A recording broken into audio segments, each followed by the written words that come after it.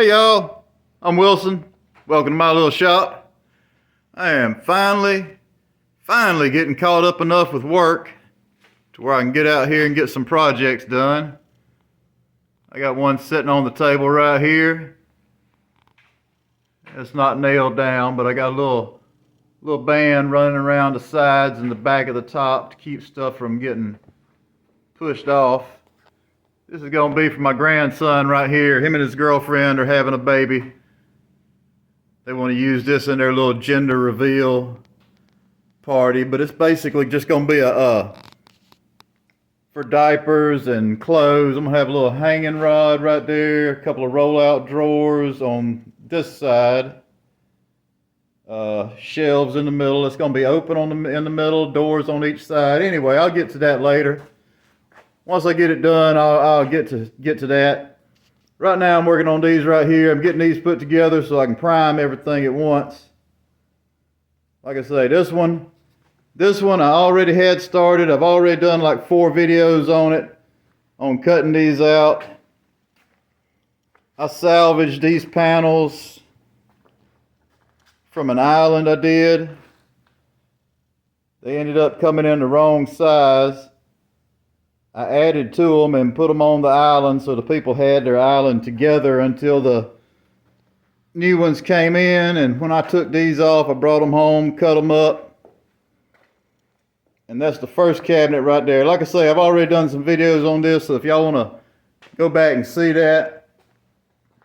If not, that's cool too. But I'm fixing to get this other one put together here.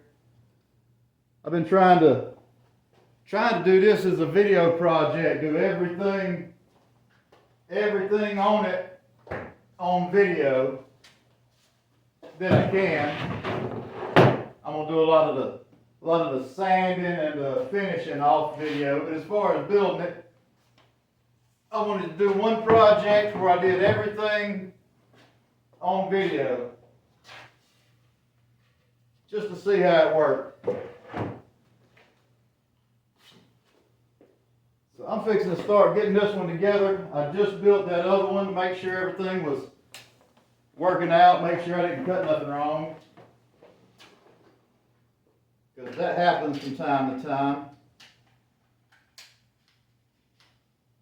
But right now I'm building this old school. I usually like to dado everything. I'll dado my face frame, I dado my ends. And I try to do it where I don't have to have any nails going through the face of anything. But this is kind of what I call old school. I'm gonna go ahead and face nail everything. It gets painted, so it's not gonna be that bad. You can see the nail holes, or I can pick them out after it's been painted. Some of them you'll come across, you'll see it. It just disappears. You never see it. But there's always that one little nail hole that you can see the putty shrank a little more, or the wood shrank a little more. The putty and the wood does not shrink at the same rate, so anytime you're face nailing something, just be aware that there is a good chance that you'll be able to see where that nail is, no matter how good you are with putty in it. But with that being said, I've worked at several shops where we put cabinets out. They face nailed everything. Never had a problem. Nobody ever said anything, but I could go in the house and I could spot out several of the nails myself where it had shrunk at a different rate than the wood. But anyway, I'm just rambling on. And on these you'll see I've got my ends dadoed. I like to dado as much as I can. It makes it easier to put together. And right here, instead of nailing through the end, I'm taking my nail gun at an angle where it's in that dado and just shooting through the bottom into the top of that dado. It's an old trick. Old trick we used to use a lot. If you got a finished end on a cabinet and you're trying to keep the nail holes out of it.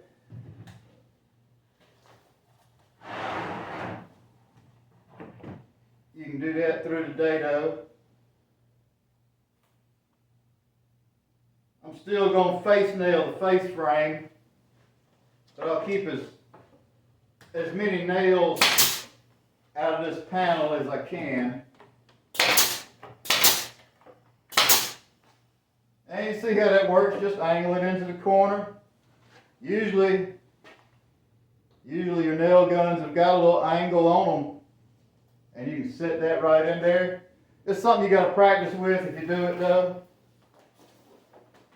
Anyway, I would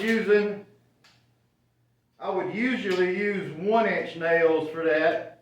I was using 1 1/4 because my sides are a little deeper or a little thicker. Normally I have a 3/4 finished in. These are more like 1 inch, maybe a little over 1 inch, because I think this is 7/8 plus that 1/4 inch plywood, which is like 3/16. But anyway, I was using 1 1/4 nails to do that. Y'all forgive me for rambling on. Like I say, it's getting kind of late at night.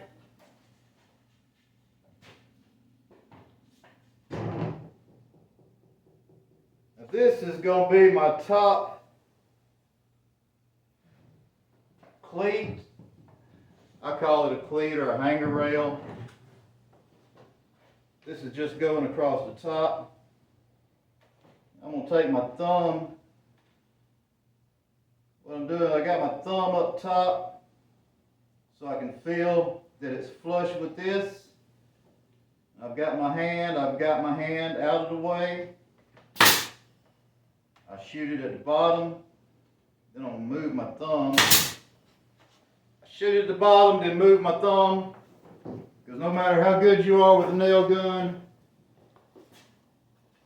that sumbitch will go in there and twist and turn sometimes and come right out and get your finger.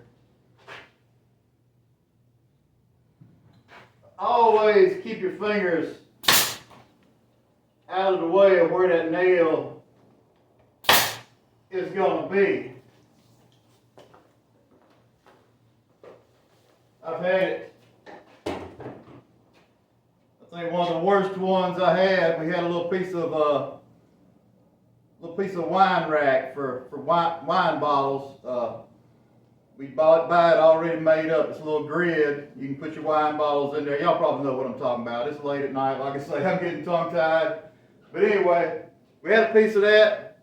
We'd already cut it and had it in the cabinet. We had a piece. We're sitting there after work messing around, and I just took that and I put it down on a board. I was going to just shoot it to the board, just goofing off.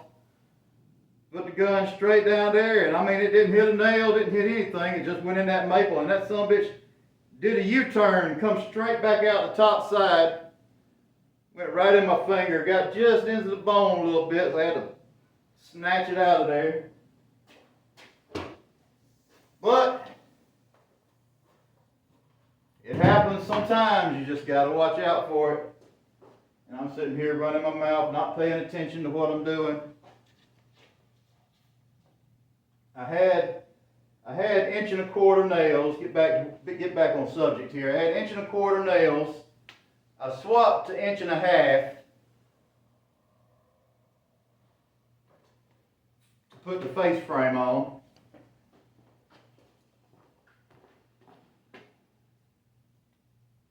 I tell you what, it is not easy to talk on the video and work at the same time and try to keep your mind straight on it.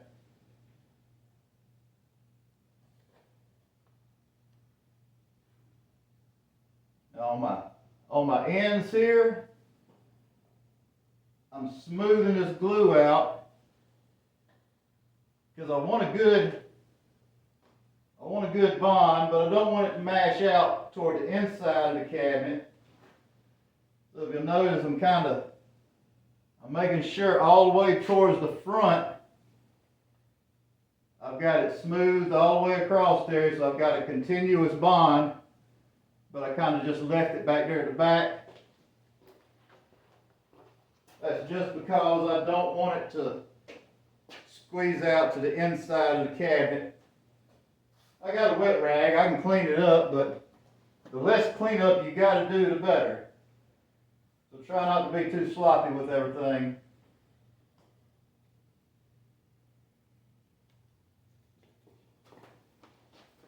Oh, this video is going to be a rough one. I am just rambling and rambling. It has been so long since I started these. Can't hardly remember what I was doing.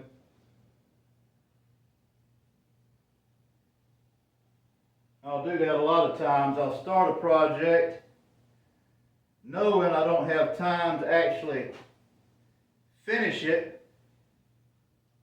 But as long as I get it started and get it cut out and got all my pieces together, I can go back and I can see the pieces and I can pretty much figure out what I was doing.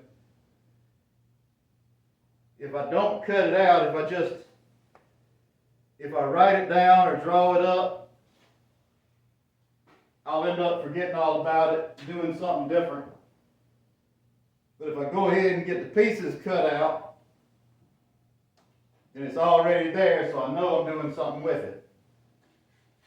Alright, now we got it started. We got our ends, our bottom, our front cleat, and my frame.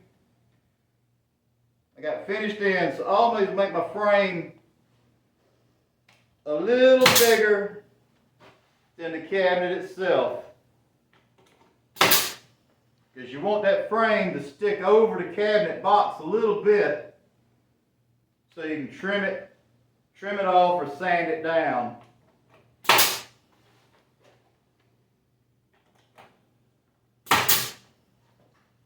At least less than a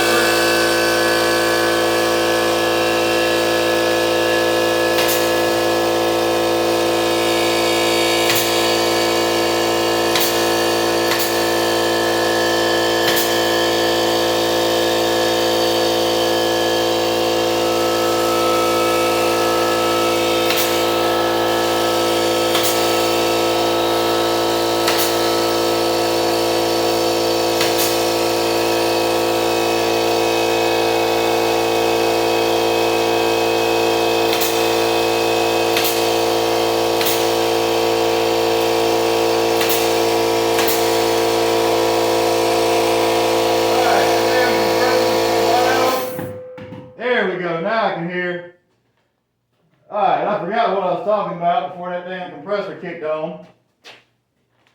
But anyway, I got our face on now. Well, like I was saying, I'll leave my face frame a little bigger than the cabinet box. This one's a little more than I wanted on this end. This is about a 1/16 here, which is a little more than I wanted sticking out. But it's alright. What I'm going to do is I'm going to take my router with a flush trim bit, flush that off, then putty everything, sand it real good. But it's all said and done, it'll be nice and smooth.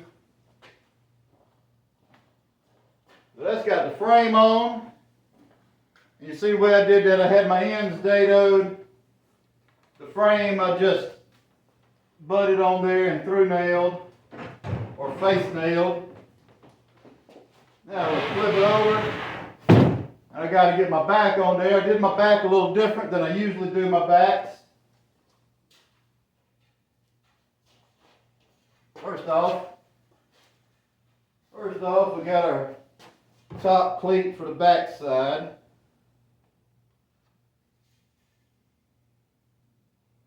A little glue on each end there. Never forget your glue.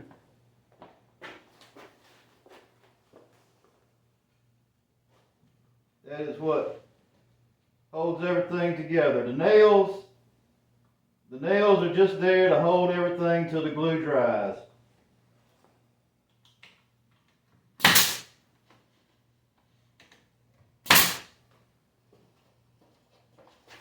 Now, I'm lining this up with my dado on the inside. Flushed up at the top.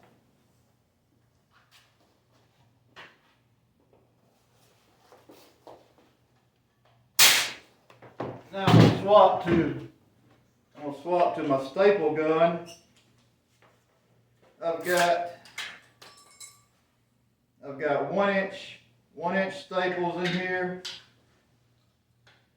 1-inch, 1/4-inch crown staples.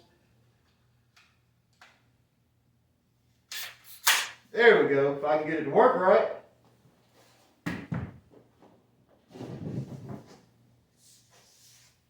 Now this back is a pre-finished material. I'm not worried about gluing it in. Glue is not going to bond to that pre-finished. I mean, I scuffed it up before I started putting all this together. I sanded all my parts. Everything works out a lot better if you'll sand all your interior pieces before you put the cabinet together.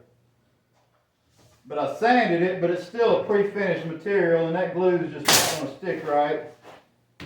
And it's not really necessary right here.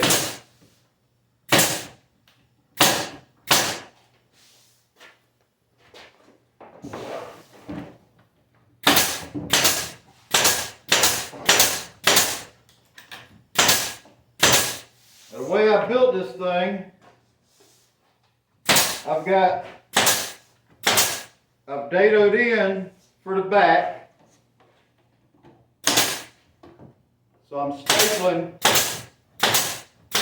stapling straight down into the end where that dado is. I've nailed it right there, and I've got a nail into this bottom, but I've got a measure for that. I already know what my measurement is. It's 5 3/4, a little shy.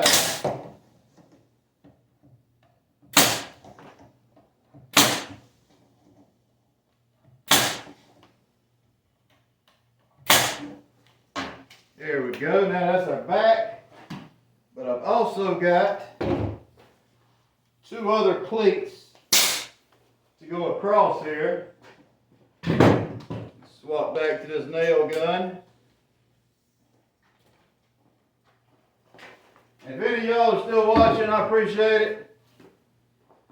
I noticed today I just made it to 400 subscribers. Sorry y'all, I'm getting tongue-tied. I'm not doing a script, I'm just building this thing and running my mouth, so I get a little tongue-tied sometimes. But anyway, I just made it up to 400 subscribers. So all y'all that have subscribed, I really appreciate it. I got a little glue on the ends where it'll nail here. I put a little glue there. It's not a real big deal, but it'll kind of help hold a little bit.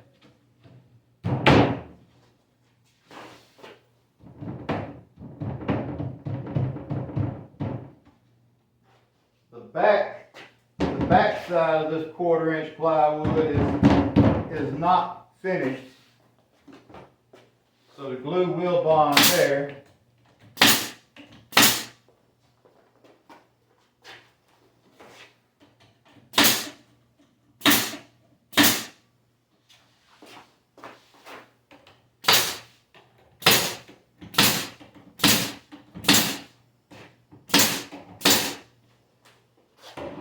Alright, now we got one more.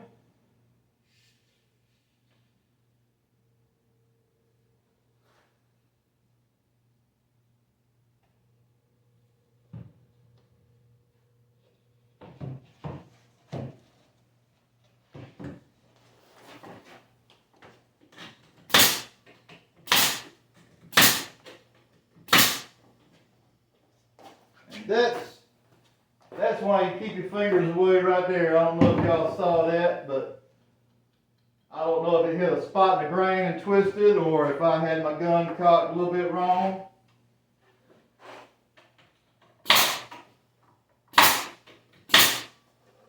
But that nail came right on out. Like I say, no matter how good you are with these nail guns or anything, I've been using these things for years. I'm damn good with them. But these nails bend. And if they go in and they hit a hard spot in the grain, especially plywood, you might have a knot in one of the plies, and if that nail hits it just right, it's going to turn and twist and come right out. And I've had enough of them get me in the finger to know you keep your damn finger away. If you're shooting an 1.5 inch nail, you know, keep your finger at least 1.5 inches away. And still, if you slip when you shoot that nail, you still get your finger. So it's best to try to keep it out of the path of that nail as much as you can. Either that, or you better know damn well that nail is not going to hit it. Or you just got to be able to take the hit. Like I say, I've had several of them in my career that have got in my finger. Usually my thing, I'd have my finger just far enough away to where the nail would come out and just kiss me on the end of the finger, just enough to where I get a drop of blood. I've had a couple of them that actually went in, but I've never had any that were real bad. But anyway, that is what we got there. This is what we got so far. I'm going to do an adjustable shelf in here. I've got to drill it. These ends were a little bit too thick to run on my line boring machine, so I'm just going to make a jig and drill them by hand for the shelf. But now all I got to do is get them sanded. I got to get the tops made. The tops are going to be it's going to be a wood top and a piece of wood trim to go around the bottom. Cabinet itself is going to be painted. This wood's going to be natural.